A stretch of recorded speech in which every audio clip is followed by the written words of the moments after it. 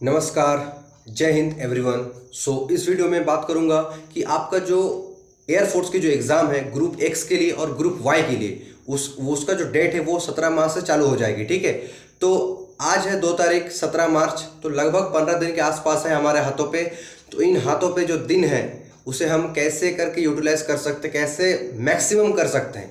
Group x और Y की बात करूं तो देखिए, ग्रुप एक्स के जो डिफरेंस है, जो ग्रुप वाई से अलग है, वो क्या है कि ग्रुप एक्स में 20 मार्क्स की फिजिक्स आती है जो ग्रुप वाई में नहीं आती है, बस इतना ही फर्क है। तो मैं मेनली बात करूंगा ग्रुप वाई के लिए in the sense Raga section और इंग्लिश सेक्शन, जो कि आपका एक्स में भी आती है। ठीक है, सिर्फ फिजिक्स को छोड़ के। तो ये एक्स के लिए और वाई के लिए, अपने एक्स के लिए और वाई के लिए, दोनों के लिए काफ़ी हेल्पफुल रहेगी मेरे हिसाब से। ठीक है, सबसे पहली बात अगर मैं बात करूं तो मैं 2 बार एग्जाम दिया था टोटल। एक बार जो दिया था वो एकदम फर्स्ट इंटेक था अग्निवीर का, जिसपे मैं फेल हो गया था। ठीक है, उस टाइम पे नॉर्मलाइजेशन में नहीं था, 34 कटअप गया था और मुझे 32 मिला था। ठीक है, सेकेंड टाइम दिया था तब नॉर्मलाइजेशन था, तो उस टाइम पे मेरा क्लियर हो गया था, बट मेडिकल में आउट हो गया था, रीमेडिकल मिला था, मैं नहीं गया था। तो इस सब जो कहानी है वो मेरा ऑलरेडी चैनल पे दिया हुआ है, अगर आप नए हैं तो आप देख सकते हैं। बाकी काफ़ी ऐसे कैंडिडेट हैं जो मुझसे काफ़ी पहले से जुड़े हुए हैं। ठीक है, तो इसलिए मेरे हिसाब से, क्योंकि मैं एक बार फेल भी हुआ और एक बार पास भी हुआ, तो मेरे पास एक थोड़ा सा चीज़ है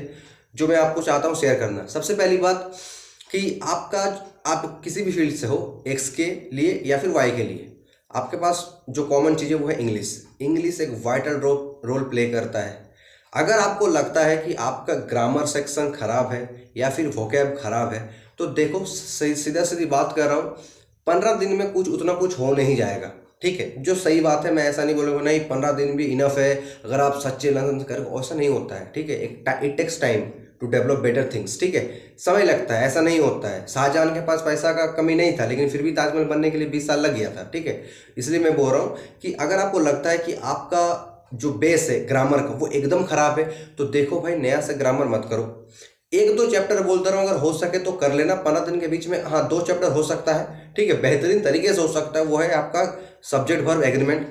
अच्छे से सुनो क्या बोल रहा हूँ, सब्जेक्ट वर्ब एग्रीमेंट, और एक नाउन के अंदर डिटर्मिनर्स भी आता है, आर्टिकल भी आता है, ये सब। ये 2 चैप्टर की बात कर रहा हूँ, ये 2 काफ़ी बेहतरीन तरीके से करो। और एक अगर हो सके तो भाई वो जो होता है ना प्रीपोजिशन वाला, वो कर लेना।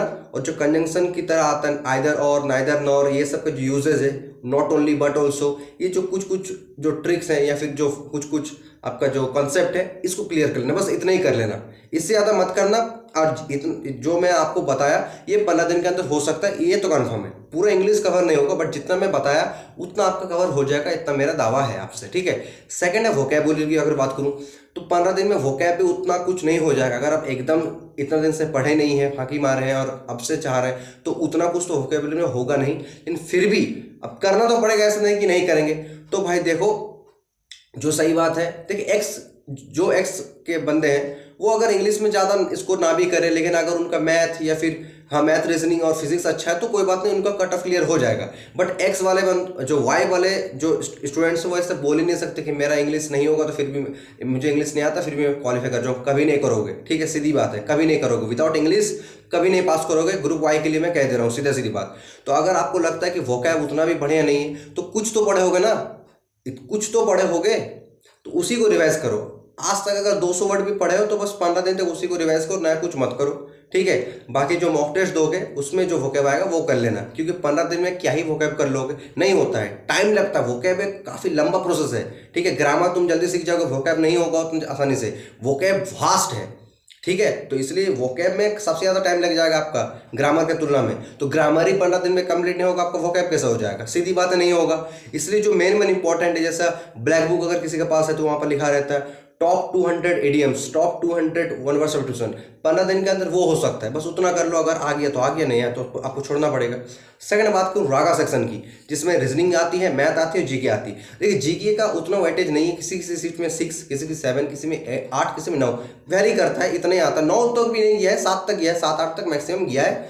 और मेरे टाइम पे जब मुझे 5 सीट मिला था। ठीक है, तो इसलिए उस हिसाब से आता है, सीट वाइज वेरी करता है। तो अगर आपको लगता है कि वोकैब आपका जीके ठीक ठाक नहीं है, तो जीके पे ज़्यादा करने की कोशिश नहीं, क्योंकि 5-6 नंबर आता है। ठीक है, हाँ, आप थोड़ा सा, जो मेरे हिसाब से अगर बोलूँ तो भाई, जो स्पोर्ट्स से करंट अफेयर्स है ना, कि खेलो इंडिया यूथ गेम्स, खेलो इंडिया यूनिवर्सिटी गेम, फिर ओलंपिक जो हुआ 2020 वाला, जो 22 में हुआ, पैरालंपिक गेम हुआ, आप थोड़ा सा इसके बारे में देख लेना। ठीक है। एक दो आ सकता है जो कुछ अपॉइंटमेंट्स है कि किससे न्यू किया गया है, तो वो थोड़ा सा अगर हो सके तो थोड़ा सा देख लेना, या फिर अगर ना भी देखो कोई बात नहीं, 5-6 नंबर आता ही है, ठीक है, ऐसा भी कुछ नहीं होगा उतना, ठीक है।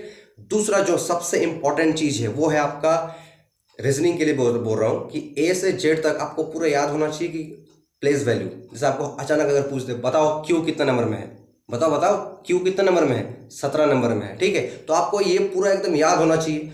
आपको 25 या फिर एटलीस्ट 20 तक आपका जो टेबल्स है वो याद होना चाहिए। ये रीजनिंग और मैथ दोनों में काम आएगा ये वाला चीज, टेबल वाला।